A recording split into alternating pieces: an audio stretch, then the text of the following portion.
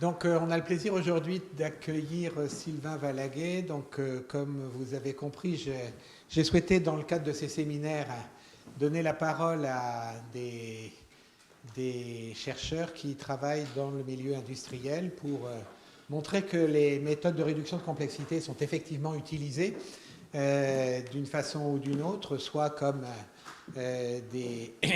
des calculs pour améliorer l'optimisation et aller plus vite, soit pour aller plus vite et avoir des certifications sur des très très gros calculs. Et là, ça va être le cadre dans l'exposé de Sylvain Valaguet. Donc, je connais Sylvain depuis pas mal de temps, puisque Sylvain a préparé une thèse sous la direction de Maureen Claire sur des problèmes qui n'avaient pas grand-chose à voir avec ce qu'on va faire aujourd'hui, puisque c'était de la magnéto-électroencéphalographie en 2008. Il est ensuite rentré dans le monde des méthodes de base réduite, où il a fait un post-doc avec Christophe Prudhomme à Grenoble, où il a travaillé sur les méthodes SCM en particulier, que j'ai présenté tout à l'heure. Ensuite, il est allé au MIT travailler avec Tony Patera, où il a travaillé sur les méthodes SCM, mais aussi sur les méthodes d'éléments en base réduite, les Component-Based Reduced Basis, qu'il a participé à bien développer. Et ensuite, il est rentré chez Axelos en 2013, je crois, quelque chose comme ça, où il est depuis et il participe au développement de ces méthodes Component-Based Reduced Order Modeling for Large Scale Industrial Digital Twin. Et vous allez voir que les large scale, c'est vraiment des large scale. Je te donne la parole. Merci Yvon pour l'introduction. Bonjour à toutes et à tous. Et merci pour l'opportunité aussi de présenter les travaux d'Axelos. C'est pas souvent que j'ai cette opportunité maintenant que je travaille dans l'industrie, donc ça m'a rappelé mes années dans le monde académique. Alors, en fait, avant que je commence, donc Yvon a bien introduit la méthode avec ce dont il a parlé en dernier. Ce qui différencie notre société de ce qu'on appelle le différenciateur technologique, c'est vraiment cette approche par composants et base réduite. En analyse numérique, on pourrait plutôt parler de décomposition de domaines. Donc l'exemple avec les vaisseaux sanguins, il y a plusieurs domaines. Et en fait, ça permet de faire des simulations sur des modèles qui sont vraiment gigantesques. Donc on parle de large échelle. Et dans le cadre de ce qu'on appelle les jumeaux numériques aussi, que je vais expliquer un peu plus tard, pour l'industrie. Avant de parler de la technologie elle-même, je vais dire 2-3 mots sur la société. Alors, déjà, le domaine dans lequel on travaille, c'est l'énergie de l'industrie. Et on travaille sur les structures. Donc, tout ce dont je vais parler, c'est de l'analyse de structures, on calcule les déformations, les stress, etc. On a appelé ça le monitoring de performance structurelle, donc ça c'est un peu le nom marketing de notre produit. La société, comme l'a dit Yvon, en fait, elle a commencé à partir de recherches au MIT, dans l'équipe du professeur Patera, c'était en 2012 à peu près, avec le papier qui est un peu la base de notre technologie. Et 2 des post-docs qui étaient dans ce groupe, en fait, ont créé la société. Donc il y a notamment Phong Nguyen, dont vous avez vu le nom dans le papier sur la borne pour les constantes inf-sup. Il y a aussi David Knežević, qui est aussi auteur de nombreux papiers, et Thomas Laurent, qui était un ancien stagiaire de l'équipe du professeur Patera. Et donc, la société a démarré en 2012. Alors, le siège est à Lausanne, en Suisse, mais on a encore David Knežević, qui est à Boston, et donc c'est de là dont vient la société à l'origine.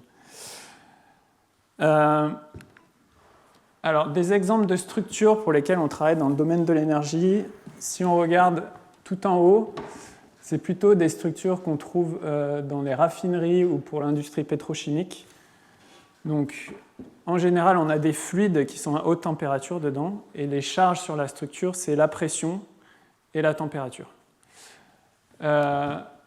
Ici, en bas, on a plutôt des structures qui se trouvent en mer.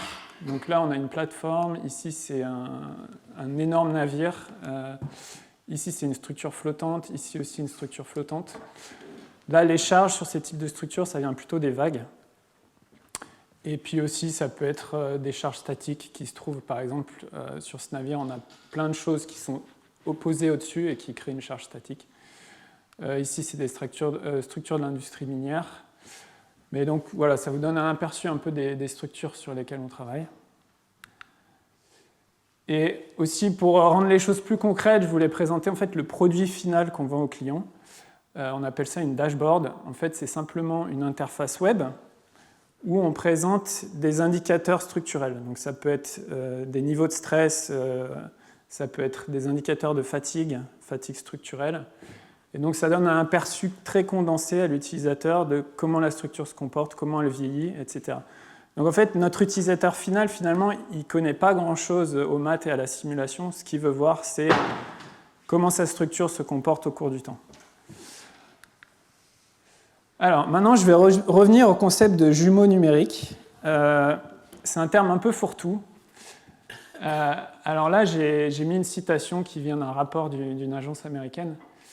Donc je vais vous le résumer brièvement. Donc, un jumeau numérique, c'est un système virtuel qui réplique un système physique, qui est régulièrement mis à jour avec des données qui viennent du système physique et qui permet de faire des prédictions.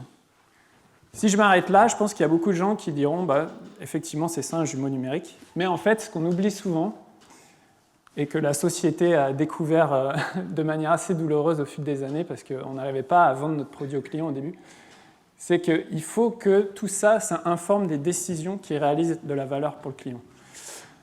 Donc par exemple, si je dis à un client, regardez, moi j'ai un super produit, je peux calculer les stress, les déformations, en fait, dans sa tête, bon, c'est sympa, mais qu'est-ce que je fais avec ça? Par contre, si je lui dis, je peux démontrer que votre structure, elle peut vieillir encore 10 ans sans problème, elle ne va pas casser, etc. Là, ça commence à leur parler plus, surtout si maintenir une structure pendant 10 ans, ça coûte une certaine somme d'argent. Donc, pour nous, dans notre société, sur quoi on se focalise quand on parle de jumeaux numériques? Donc, comme je l'ai déjà dit, on fait surtout de l'analyse structurelle. On utilise nos modèles en opération. Donc ça, c'est vraiment un changement de paradigme par rapport à ce que les éléments finis ont été utilisés pour pendant de nombreuses années. C'était vraiment pour du design. Donc, on faisait des calculs d'éléments finis pour comprendre notre structure avant même de la construire. Là, on parle de structures qui ont déjà été construites et on veut un peu monitorer comment la structure vieillit, comment elle se comporte en fonction des charges. On insiste sur des niveaux de détail vraiment très poussés dans notre société. Donc, tout est en 3D et on intègre toutes les données possibles pour vraiment prendre en compte la condition actuelle de la structure. Bien sûr, il faut que les calculs soient rapides, donc ça c'est tout le principe des méthodes de réduction, parce que en fait c'est utilisé en opération. Quand on fait du design, on a beaucoup de temps pour faire des calculs avec des supercalculateurs, etc. Là, on n'a pas le temps, il faut qu'on présente les résultats rapidement aux clients. Et point très important sur lequel j'insiste, c'est ces industries, elles sont très très codifiées. Tout est codifié, et comme la méthode des éléments finis, en fait, c'est la méthode la plus ancienne, tout est codifié par rapport aux éléments finis, jusqu'à la taille de maille qu'il faut utiliser dans certaines situations. Donc si on n'est pas capable, avec notre méthode de réduction, de dire qu'on fait la même chose que les éléments finis, en gros, les gens ne vont jamais nous l'acheter. Donc les estimateurs d'erreur dont Yvon a parlé sont très très importants. Donc comment on utilise les modèles réduits pour faire des jumeaux numériques? Donc, en particulier dans notre société, on utilise principalement les bases réduites, justement pour la capacité à produire des résultats rapidement. Et on rajoute cette approche par composant ou par décomposition de domaine qui a été brièvement présentée, ce qui permet en fait de regarder des modèles qui sont beaucoup plus grands que si on se concentre sur un seul domaine. Bien sûr, quand on parle de base réduite, on parle de 2DP paramétrés. Donc ces paramètres, ils peuvent prendre des formes différentes. Par exemple, des champs de température ou des défauts dans la structure qui peuvent varier. Ça peut être aussi des projections dans le futur. Donc on peut avoir différents scénarios qu'on veut évaluer qui sont des paramètres du modèle. Et encore une fois, j'insiste, on peut toujours prouver qu'on est très proche de la solution élément fini originale. Et ça nous permet justement de respecter les standards de l'industrie. Et ce que je voulais dire aussi sur ces estimateurs d'erreur, c'est que ça nous permet de démarquer un peu du machine learning ou des réseaux de neurones qui sont très à la mode maintenant et qui marchent très bien dans plein de situations, mais pour la plupart du temps, on n'est pas capable de certifier la solution. Donc nous, avec nos bases réduites, on a cet avantage qu'on peut vraiment certifier parce que la méthode, en fait, garde la notion de la physique du problème. L'EDP est comprise dans le modèle base réduite, ce qui n'est pas le cas dans un réseau de neurones normal qui est entraîné purement sur des données, à l'exception des PIN, Physically Informed Neural Networks, qui aussi comprennent l'équation dans l'entraînement du modèle. Alors, bon, j'ai mis quelques slides de mathématiques, mais Yvon m'a mâché tout le travail, donc je vais aller très vite là-dessus. Donc la méthode des bases réduites, c'est une méthode de Galerkin, sauf que, en fait, ici, on a un espace élément fini avec grand N dimensions, qui est très grand. En base réduite, on a petit n, qui est très petit, et donc c'est ce qui fait que la méthode est rapide. On peut voir ça aussi sous forme de matrice. Donc si on a le système élément fini d'origine, on prend nos vecteurs base réduite qu'on met dans une matrice Z de projection, et en fait, on projette notre système, nos matrices, et on obtient le système base réduite avec des matrices vecteurs qui sont beaucoup plus petits, beaucoup plus rapides à résoudre. Alors, des exemples de paramètres pour nos applications. Alors, en haut à gauche, ici, j'ai mis des épaisseurs de plaques qui varient dans une structure. Ça peut être un exemple de paramètre. Ça peut être aussi un changement de géométrie. Ici, on a l'inclinaison d'une structure. Pour les structures qui sont soumises à des hautes températures, on a des distributions de température qui varient dans l'espace. Donc ça aussi, ça peut être un paramètre, parce que la température, en fait, influence beaucoup de choses. Elle influence les propriétés du matériau, elle influence la charge aussi. Quand on a une température qui dilate le matériel, ça crée une charge dans la structure. Ici, c'est un exemple qui est vraiment très intéressant. Donc, c'est une structure flottante et en fait, on a des champs de pression hydrodynamique qui varient au cours du temps. Et l'espace de variabilité est vraiment très très grand. Donc, en fait, on doit paramétriser cet espace. Alors, encore quelques slides sur la théorie, mais encore une fois, je vais passer très vite. Donc, on cherche à approximer la variété de nos solutions. Ici, je suis dans l'espace élément fini. Et donc, pour faire ça, on prend des snapshots et on construit un espace vectoriel à partir de ces snapshots. Donc, ça, c'est vraiment l'essence de la méthode base réduite. On peut parler de méthode linéaire, puisqu'on construit un sous-espace vectoriel. Mais si on prend les méthodes de machine learning en général, ce n'est pas forcément linéaire, ça peut être aussi non linéaire. On essaie d'approximer la variété directement par d'autres méthodes. Comment on construit cette base réduite? Alors là aussi, Yvon m'a beaucoup mâché le travail. Première méthode, on calcule plein de snapshots. Ensuite, on compresse ça en une base plus petite grâce à la SVD ou la POD. L'autre approche, c'est l'algorithme glouton, donc, où on a un estimateur d'erreur et on va chercher à chaque itération notre échantillon dans l'espace des paramètres qui est le plus bénéfique pour construire notre base réduite. Visuellement, ça ressemble à ça. Donc, si on est dans le cas, on a deux paramètres, donc un espace à deux dimensions des paramètres. Imaginons qu'on a déjà une base réduite avec 4 vecteurs dedans. Ici, j'ai mon échantillonnage de l'espace des paramètres. En fait, pour chaque échantillon, je vais calculer mon estimateur d'erreur. Et celui qui maximise mon estimateur d'erreur, je vais l'intégrer à ma base réduite. Donc, je vais le sélectionner, je vais calculer un nouveau snapshot. Et donc, maintenant, j'ai une base réduite à 5 vecteurs. Et je continue, etc., jusqu'à ce que j'ai une base réduite suffisante. Et donc, sous certaines hypothèses, donc si l'épaisseur de Kolmogorov diminue de manière exponentielle, on aura la même chose pour notre base réduite construite de cette façon. Alors, pourquoi on veut aller plus loin que la méthode des bases réduites classiques? Il y a quelques limitations. Alors, ça marche très bien pour plein d'EDP différentes. Pour certaines EDP, ça marche moins bien. Quand on a une EDP qui est non linéaire, Dans ce cas-là, on utilise encore des méthodes de réduction supplémentaires, comme la méthode EIM, qui, je pense, va être présentée au cours suivant. Donc je ne vais pas m'étendre dessus.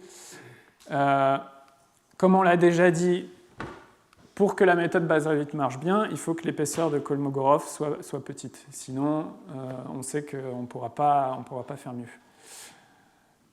Et donc, dernière chose, si on considère qu'un seul domaine, à la fois géométrique et à la fois pour les paramètres, et ben, si le domaine géométrique est grand ou si le nombre de paramètres est grand, en fait, la méthode des Bazarevich va aussi avoir de la peine à converger.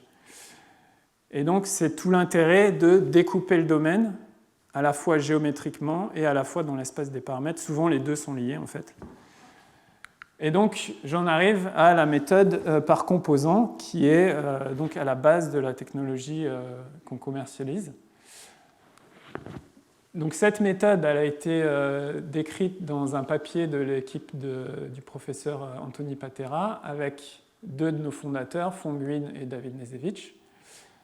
Donc, le papier date de 2012, et en fait, la société a été créée à la suite de ce papier. Donc l'idée, c'est quoi? On prend le maillage de notre structure et on va le découper en composants. Et pour chaque composant, on va calculer une base réduite, ainsi que pour les interfaces entre composants. Donc il y a deux niveaux de base réduite. Il y a les bases réduites à l'intérieur des composants et il y a les bases réduites dans les interfaces entre composants. On a aussi un indicateur d'erreur. Donc Yvon a décrit comment on calcule un estimateur d'erreur pour la base réduite. Là, il faut construire un estimateur d'erreur pour le système complet. Donc, en fait, on combine les estimateurs d'erreur au niveau des composants et des interfaces. On assemble tout ça pour avoir un estimateur d'erreur au niveau du système entier. Et en fait, c'est très important parce que ça nous permet d'automatiser en fait, la construction offline. En fait, dans notre méthode, on a un mix de offline et online. Je vais en parler un peu plus loin. Mais il faut que tout soit automatique, en fait. Parce que nous, une fois qu'on délivre le produit au client, on ne touche plus à rien. Tout doit être automatisé.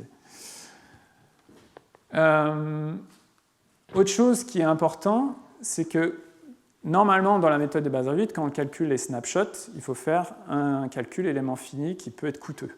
Et il faut faire le calcul élément fini sur tout le domaine. Là, on parle de domaines qui sont gigantesques. En fait, on ne peut même pas faire le calcul élément fini sur tout le domaine. C'est juste impossible. Et donc, en fait, avec notre méthode par composant, on ne va pas faire le calcul des snapshots sur tout le domaine. On va faire des calculs de snapshots soit par composant ou soit par petits groupes de composants. Donc, avec cette approche, en fait, on évite le coût prohibitif de calculer la solution élément fini sur tout le domaine. Alors, je vais essayer d'expliquer rapidement comment l'approche par composant marche. Et je vais prendre un cas très simple. J'ai deux composants avec une interface que je note P. Et je suis dans le cas linéaire. J'ai un problème linéaire. Donc, mon problème élément fini, linéaire, j'ai ma matrice ici, mon vecteur de charge, et ici les inconnus du problème, que j'ai rangés par différents domaines. Donc, Grand U, c'est les inconnus de mon problème sur l'interface. U oméga 1, U oméga 2, c'est les inconnus à l'intérieur des composants. Et donc ça, quand je résous par élément fini, la complexité, donc le n calligraphié, c'est le nombre de degrés de liberté de mon problème élément fini. Résoudre une matrice comme ça, en général, comme la matrice est creuse, ça va être n à une puissance qui est compris entre 1 et 2. Alors alpha, on va dire que c'est 0,5 pour faire simple. Mais donc, souvent, en élément fini, on a des matrices creuses, donc on n'a pas ce coût au cube qu'on a avec des matrices denses. En prenant cette matrice, on peut faire des petits, un peu d'algèbre matricielle, enfin de manipulation de matrice, et faire ce qu'on appelle le complément de Schur. Et donc, on va réécrire ce système où maintenant, l'inconnu, c'est seulement l'inconnu sur mon interface. Et donc, on a une nouvelle matrice grand A et un nouvel vecteur de charge grand F qui, en fait, s'écrivent de cette façon-là. Ce qu'on voit dans ces expressions, c'est qu'ici, on a une inversion de matrice. En fait, ça revient à résoudre un problème élément fini sur le domaine oméga 1, ici à résoudre un problème élément fini sur le domaine pardon, oméga 2 ici. Donc en fait, le coût de tout ça, ça va être coût d'un calcul aimant fini sur domaine oméga 1 et sur domaine oméga 2. Et en plus, je dois faire ça le nombre de fois que j'ai de degrés de liberté sur mon interface, donc NP. Et puis ce système-là, la matrice est pleine, donc c'est NP au cube. Donc ça, c'est le coût total de cette approche, qui en fait, si on regarde, n'est pas vraiment une amélioration par rapport à ça, parce que NP potentiellement peut être assez grand. Donc, ce n'est pas extraordinaire. Alors, maintenant, j'en arrive à vraiment la méthode base réduite par composant. Qu'est-ce qu'on fait? En fait, on va utiliser les bases réduites pour remplacer les calculs éléments finis sur chaque sous-domaine. Donc, ces deux opérations, en fait, on va les résoudre par base réduite, et en fait, ça nous permet d'avoir une complexité maintenant en n cube avec n droit, c'est le nombre de bases réduites. Mais on doit encore le faire np fois, parce que ça, np, c'est le nombre de degrés de liberté sur l'interface. Et donc au total, maintenant, ce qu'on a, c'est ça, et on voit que ça dépend fortement de np encore. Et si np est grand, finalement, même avec les bases réduites à l'intérieur des composants, on n'est quand même encore pas très rapide. Et donc c'est là où intervient la base réduite sur l'interface. En fait, ça va nous permettre de remplacer np par un nombre qui est beaucoup plus petit.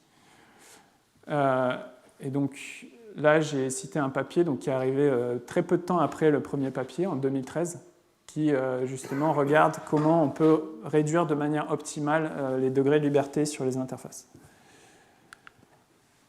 Et finalement, on a un estimateur d'erreur qui est basé sur des principes très similaires à ce que Yvon a présenté et ce qu'on fait dans la méthode des éléments finis. Donc on part du résidu. Le coût de cet estimateur, c'est important qu'il soit très faible. Donc dans notre cas, il est en plus négligeable. Il n'est même pas équivalent, il est négligeable par rapport au calcul de la solution globale. Et comme je l'ai déjà dit plusieurs fois, mais je répète parce que c'est important, en fait, c'est vraiment critique pour nous, pour vendre notre produit, pour s'assurer qu'on prédit la même chose qu'on prédirait avec un calcul élément fini. Alors, concrètement, qu'est-ce que ça donne, cette méthode? Donc là, je vous présente ce qu'on appelle un FPSO. Donc c'est un gros navire, mais qui ne navigue pas, en fait, qui reste en place, qui sert à extraire du gaz naturel. Et juste pour vous donner une idée de la taille, ça fait 3 terrains de foot en longueur. D'accord ? Mais malgré tout, on doit utiliser des tailles de mailles qui sont suffisamment petites. Comme je vous l'ai dit, dans les standards de l'industrie, on doit respecter une certaine taille de maille pour certains types de calculs, en particulier les calculs de fatigue. Et donc au final, on arrive à un modèle, si on devait le résoudre en éléments finis, il y aurait plus que 100 millions de degrés de liberté.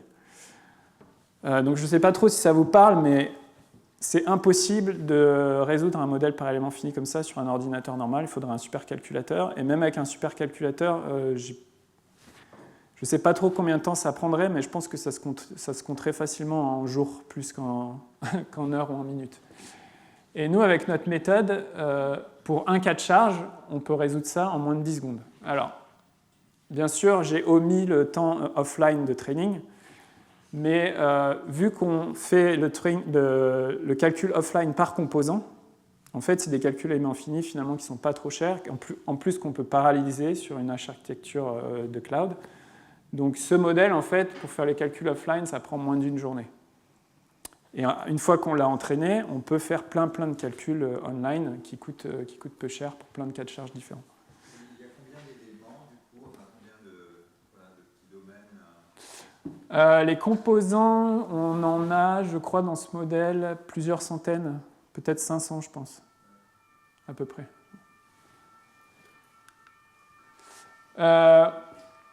Alors maintenant, je vais revenir sur l'estimateur d'erreur et comment on l'utilise, parce que c'est assez important. Et comment, en fait, on l'utilise de manière automatique. Alors, déjà, il y a la phase de calcul offline initiale. Donc, on part de zéro, on a un modèle à entraîner. Donc, on prend des échantillons de paramètres. Alors, ici, j'ai pris l'exemple d'un réacteur qui est soumis à haute température. Donc, ça, c'est des champs de température différents.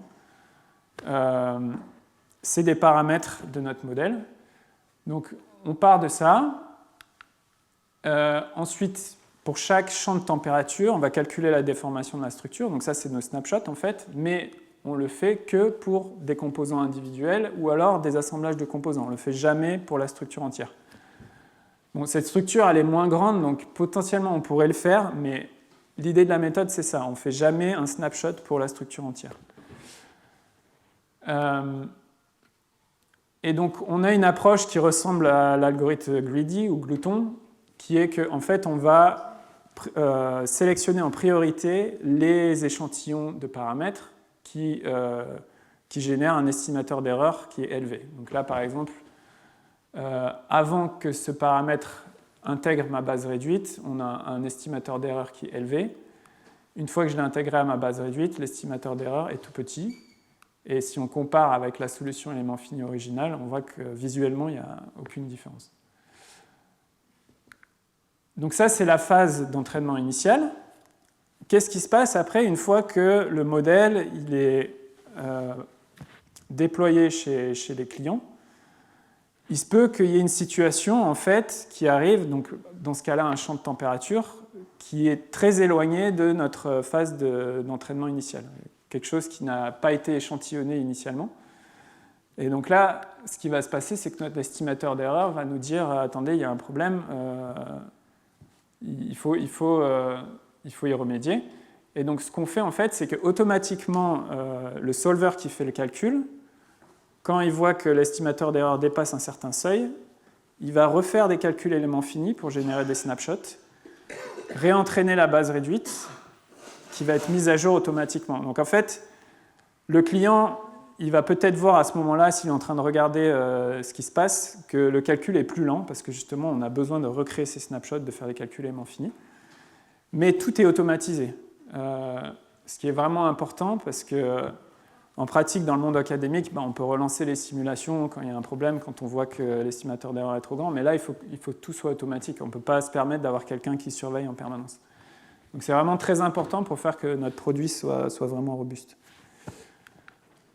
Alors, je vais parler aussi d'une technologie qu'on a développée à Axelos qui est assez intéressante. C'est, en fait, on a l'option de combiner à la fois les éléments finis et les bases réduites dans notre approche par composant. Donc on peut sélectionner des composants dans le modèle, on dit certains composants utilisent les bases réduites, certains composants, on garde les éléments finis classiques. Qu'est-ce que ça permet de faire? Eh bien, ça permet par exemple dans le cas où on a des non-linéarités qui sont très difficiles, en fait, si ces non-linéarités sont localisées de manière spatiale, on va définir des composants qui contiennent la non-linéarité, et dans ces composants, on va continuer à faire des calculs éléments finis classiques. Et donc en fait, on a un résidu qui est décomposé en deux parties. Donc ici la partie linéaire base réduite, ici la partie non linéaire en éléments finis. On a une jacobienne qui correspond à ce résidu, et puis on peut simplement appliquer une méthode de Newton classique à cette formulation.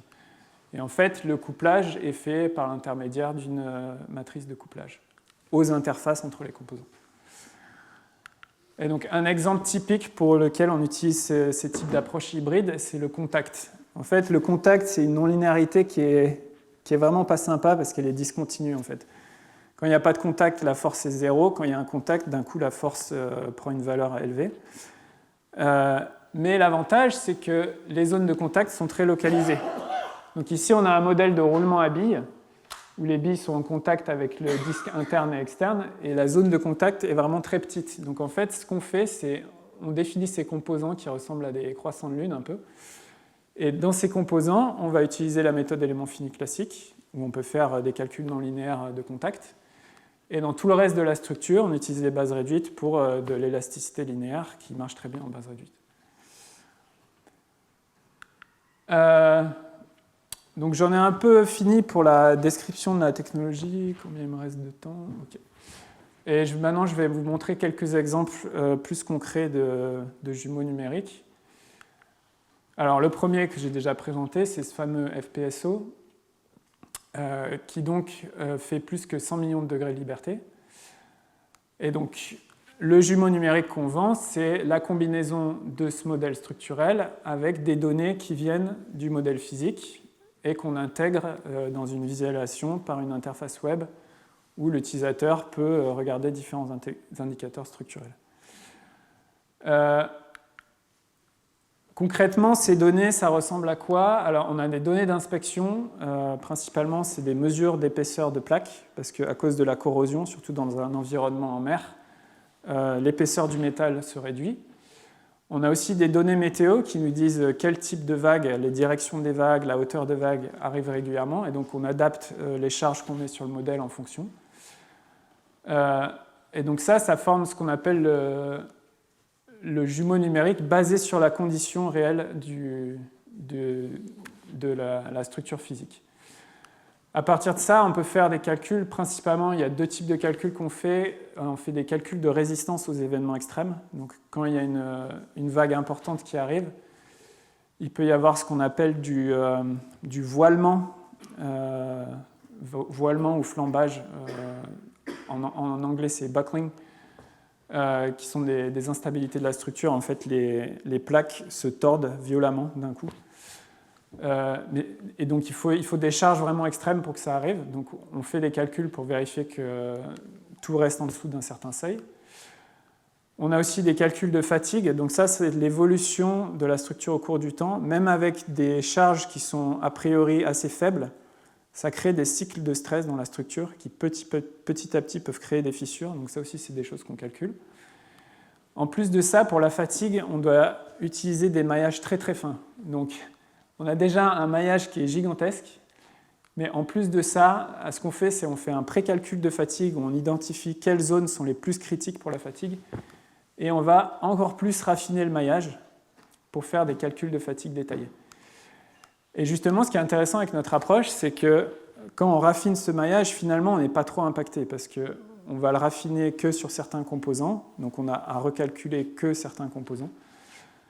Et on n'a jamais besoin, comme je l'ai dit, de faire le calcul élément fini sur toute la structure. Alors maintenant, je reviens à ma citation sur c'est quoi un jumeau numérique. Et j'ai insisté sur il faut qu'il y ait une valeur pour le client, parce que jusqu'à présent, j'ai parlé de calcul et de fatigue et de stress. C'est quoi la valeur pour le client? Alors, dans le cas de cette structure, ça peut être de réduire le coût des opérations. Parce que vous imaginez bien que cette structure qui fait 3 terrains de foot, s'il faut l'inspecter régulièrement, ça prend des heures et ça coûte très cher. Enfin, ça prend même des jours et des semaines. Donc en fait, avec nos calculs, on peut identifier les zones critiques, en particulier pour la fatigue. Et donc, on a seulement besoin d'inspecter ces zones critiques pour voir s'il y a une fissure qui est en train de se développer. On peut faire ça avec des méthodes non destructives et vérifier que tout se passe bien. Donc ça, c'est une première valeur pour le client, c'est réduire les coûts de maintenance de la structure. Une autre valeur, c'est d'étendre la durée de vie de la structure. Donc, quand la structure est construite, elle est construite pour, disons, 50 ans. Mais en fait, ce qui se passe en pratique, c'est que les opérateurs veulent pouvoir prolonger cette durée de vie. Mais il faut qu'ils puissent démontrer qu'ils peuvent faire ça en sécurité. Donc, si on a des calculs très détaillés et qui sont basés sur la condition réelle de la structure, donc, comme je parlais de ces épaisseurs qu'on peut mesurer en fonction de la corrosion, ça permet d'étendre de 5-10 ans la structure. Et donc, pour le client, c'est aussi une valeur vraiment importante. Pardon. Dernier point qui a de la valeur, c'est aussi d'évaluer le risque de manière très rapide. Donc s'il y a un événement qui arrive justement avec ce voilement de plaques ou alors qu'il y a un impact d'un autre bateau qui tord des plaques, il faut être capable de dire très rapidement ok, est-ce qu'on bloque tout, est-ce qu'on interrompt toutes les opérations parce qu'il y a un risque ou est-ce qu'on peut continuer? Donc il faut être capable de refaire tous les calculs dont j'ai parlé avec le nouveau défaut inclus dans la structure. Et donc ça, avec notre approche par composant, c'est très, très, très simple. On remplace seulement le composant qui a le défaut. On réentraîne seulement ce composant au niveau des bases réduites. On n'a pas besoin de réentraîner tout le modèle. Et on peut refaire tous les calculs très rapidement et donner une réponse au client. Et donc ça, c'est un peu un aperçu de l'interface web. Donc, on peut cliquer sur le modèle, sur différents composants. Une fois qu'on a sélectionné un composant, on peut voir les endroits critiques et les valeurs de fatigue. Et donc ça permet d'avoir une vue très rapide de qu'est-ce qui se passe avec la structure. Un autre exemple, alors je ne connais pas le nom de cette structure en français, Steam Methane Reformer, en fait, c'est ce qui permet de convertir du méthane en hydrogène. C'est à l'heure actuelle la méthode principale pour produire de l'hydrogène. Bien sûr, il y a aussi l'électrolyse de l'eau, mais jusqu'à présent, c'est quand même la méthode principale pour générer tout l'hydrogène qui est utilisé dans le monde. Et donc c'est une structure en fait où on a le méthane qui s'écoule à travers les tubes, et ces tubes sont dans un fourneau qui est monté à très haute température, environ 1500 degrés Kelvin dans ces eaux-là. Et en fait ce qui se passe quand une structure est à haute température, même si elle est soumise à des charges assez faibles, elle va quand même subir des déformations irréversibles. C'est ce qu'on appelle le fluage en français ou creep en anglais. Donc même si la structure est dans le domaine élastique, où théoriquement elle doit récupérer sa forme initiale, s'il est soumise à des hautes températures, elle va quand même subir des déformations irréversibles. Alors ce modèle, il est moins imposant que celui que j'ai montré avant, mais il fait quand même 50 millions de degrés de liberté. Par contre, là où il est plus compliqué, c'est qu'on a un matériau qui dépend de la température, qui est non linéaire. Le problème que j'ai présenté avant, c'était une EDP linéaire. Ici, on a une EDP non linéaire. Et donc ça, c'est le genre de résultat qu'on peut présenter. Donc ça, c'est le fluage, le niveau de fluage. Quand le niveau, en fait, c'est un nombre qu'on calcule à chaque point du maillage. Si ce nombre arrive à 1, on considère qu'on a en fait, la structure a rompu. Ici, on peut visualiser les stress aussi. Et ça, c'est l'interface web qu'on propose. Donc, on peut voir tous les tubes de manière individuelle. Quand on clique sur un tube, ou alors ici, on peut visualiser où se trouve le niveau de fluage maximum, avoir une liste et aussi l'évolution au cours du temps. Donc, encore une fois, le client, il n'est pas intéressé vraiment par les simulations en détail. Ce qu'il veut voir, c'est les indices structurels qui l'intéressent et qui sont importants pour prendre des décisions. Donc là, une dernière chose que je voulais présenter. Quelqu'un a une idée de ce que c'est cette structure? Pardon? Pour une éolienne offshore? Ah, exactement. Donc en fait, les éoliennes offshore, on essaie de les pousser de plus en plus loin, parce qu'en fait, le vent est de plus en plus stable. Plus on va loin, plus on s'éloigne des côtes. Plus le vent est important, plus le vent est stable. Le problème, c'est que le niveau d'eau monte aussi. Et on ne peut plus faire des structures de support qui sont ancrées au sol, on doit faire des structures flottantes. Mais ça donne des structures flottantes qui sont vraiment, vraiment énormes. Donc là, c'est pour avoir une idée un peu de la taille de ces structures. Et il faut savoir que les nouvelles éoliennes, les pales juste la pale de l'éolienne fait quasiment la taille de la tour Eiffel. Donc on a vraiment des trucs qui sont gigantesques. Et alors là, je dis c'est pas vraiment un jumeau numérique parce que pour une fois, on utilise pour du design. Donc c'est avant que ce soit construit. Mais notre méthode est très intéressante pour les phases de design parce que en fait, ce qu'on appelle les DLC en anglais, Design Load Case, qui sont des cas de charge pour le design, on doit en considérer une quantité vraiment gigantesque. En fait, on doit considérer des vitesses de vent différentes, des hauteurs de vagues différentes, pour des directions différentes. Donc en fait, quand on combine tout ça, on a 20 000 cas de charge différents à considérer. Il faut aussi considérer quand la turbine, l'éolienne est à l'arrêt, quand elle tourne ou quand elle est à l'arrêt, etc. Enfin, c'est vraiment gigantesque. Et donc, en fait, la méthode des bases réduites, qui à l'origine a été construite pour du multi-requête, là, elle est vraiment parfaite. Alors, le type de charge qu'on a pour cette structure, les charges qui sont intéressantes, alors il y a l'hydrostatique, elle est intéressante parce qu'en fait, c'est une charge non linéaire. Quand le flotteur s'incline, on a le niveau d'immersion qui varie. Et en fait, ça produit une charge qui est non linéaire parce qu'en fait, les éléments du maillage qui vont subir une pression peuvent changer à tout moment. On a aussi ce qu'on appelle radiation et diffraction. En fait, c'est des calculs de pression hydrodynamique des vagues. En fait, on résout des équations d'onde pour avoir ces pressions, mais on en a vraiment une quantité gigantesque aussi parce que ça dépend des fréquences de vagues, ça dépend des directions de vagues. Et donc, en fait, c'est on peut écrire une décomposition affine de cette charge, mais la décomposition affine, en fait, est très très grande. Il y a un nombre très grand de composants de la décomposition affine. Et donc, malgré tout, on utilise quand même IAM pour compresser encore plus ce type de charge. Et donc, quand je vous parlais du nombre de simulations, juste pour vous donner une idée, donc, ici, on a sélectionné plus de 1000 cas de charge, donc moins que les 20 000 dont je vous ai parlé, mais qui représentent au niveau de la probabilité que ces cas de charge arrivent quand même la majorité des cas que l'éolienne peut subir. Et chaque cas de charge, en fait, c'est 1 heure de simulation physique. En fait, c'est des processus temporels. Et en plus, dans nos simulations, on utilise une fréquence de 5 Hz. Donc, un cas de charge, en fait, c'est 18 000 pas de temps et 18 000 cas de charge à calculer, en fait. Et donc, au total, si je fais le total de tout ça, c'est 24 millions de cas de charge. Donc, même si on a un modèle qui, là, est plus modeste, on a 6 millions de degrés de liberté en éléments finis, il faut calculer 24 millions de cas de charge. Donc, même en éléments finis, c'est possible de le faire sur un ordinateur, parce que un ordinateur normal, parce qu'on n'a pas trop de degrés de liberté, mais en fait, il y a tellement de cas de charge que ça prendrait vraiment, vraiment très longtemps. Donc, avec notre méthode buzz réduite, on est capable de le faire assez rapidement. Donc, un cas de charge avec 18 000 pas de temps, ça prend 2 heures et demie. Et comme en plus, on peut lancer ça en parallèle sur nos architectures de cloud, en fait, chaque simulation, parmi les 1000 simulations, est lancée en parallèle. Et en fait, on peut avoir les résultats en une journée.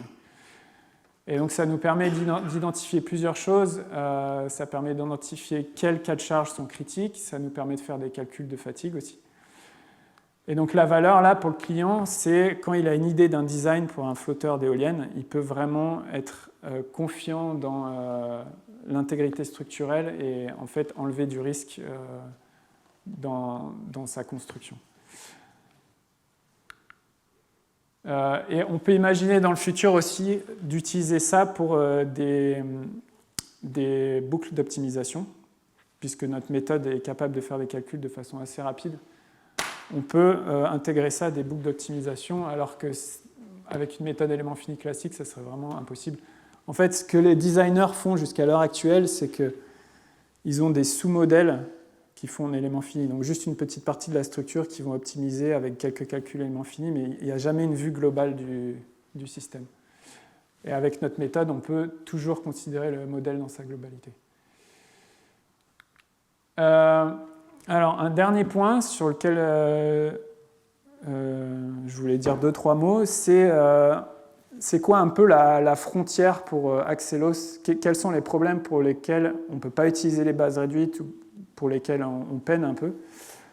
Donc, les exemples classiques où justement l'épaisseur de Kolmogorov ne diminue pas vite, c'est quand on a des problèmes de transport ou alors des problèmes d'ondes qui se propagent le long d'un domaine.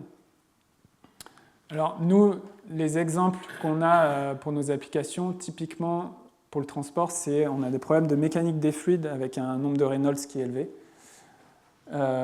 Et puis pour les problèmes d'ondes, c'est plutôt une structure qui subit un choc, par exemple, ou alors il y a une variation soudaine de la charge. Ça peut créer une onde qui se propage à travers la structure. On a par exemple étudié des lignes électriques qui sont soutenues par des pylônes.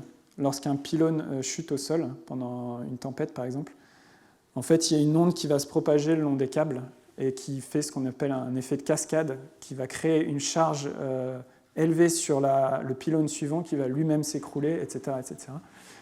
Et donc, pour ce genre de simulation, en fait, on s'en remet aux éléments finis classiques. Alors, pour que la simulation soit possible, on utilise des éléments de poutre qui sont pas chers. Mais donc, potentiellement, c'est une avenue pour faire de la recherche et du développement pour développer les bases réduites ou d'autres méthodes de réduction. Et donc, je vais vous montrer un petit exemple. Alors, par contre, je vais parler de CFD, de mécanique des fluides. Oups. Donc ça, c'est un exemple sur lequel on a travaillé. Où en fait, on a deux fluides à température différente qui se mélangent. Et en fait, ça crée des poches de chaud et de froid qui se propagent le long du tube. Et ici, on a la partie solide du tube qui varie, où la température varie de manière beaucoup plus faible. Il y a une espèce de lissage en fait, dû au transfert de chaleur entre le fluide et le solide. Mais on a quand même des variations de température, des alternances de chaud et de froid qui se produisent dans le métal. Donc en fait, ce qui se passe, c'est que le métal se dilate, se contracte, se dilate, se contracte. Ça crée des variations de stress qui créent de la fatigue, etc. Et donc, en fait, au bout d'un certain temps, on peut avoir un tube qui se fracture à cause de cette fatigue. Donc là, on a fait des calculs de fatigue dus à ces cycles de stress. Et en fait, ce qu'on voit, c'est qu'on a plein de situations différentes qui peuvent se produire selon les paramètres en fait, du fluide. On peut avoir le flux de masse, un ratio entre le tube principal et le tube secondaire qui sont différents. Ça produit des patterns de fatigue différents dans le métal. On peut aussi varier le différentiel de température ici entre les deux tubes. Donc, et puis, il peut y avoir encore plus de paramètres, il peut y avoir la géométrie des tubes. Donc c'est vraiment un problème qui a plein de paramètres et qui est très très dur à prédire. Alors ce qui nous sauve un peu dans ce cas-là, c'est que, comme j'ai dit, il y a cet effet de lissage en passant du fluide au tube, et ce qui se passe dans le tube est beaucoup moins chaotique que ce qui se passe dans le fluide. Alors on a des résultats, on a des premiers résultats, mais en utilisant pour le coup des réseaux de neurones. On n'a même pas essayé de faire des bases réduites pour ce type d'application. Mais voilà, c'est un exemple de problème. On n'utilise pas notre méthode de base réduite, qu'on considère un peu comme la frontière de ce qu'on peut faire actuellement. Et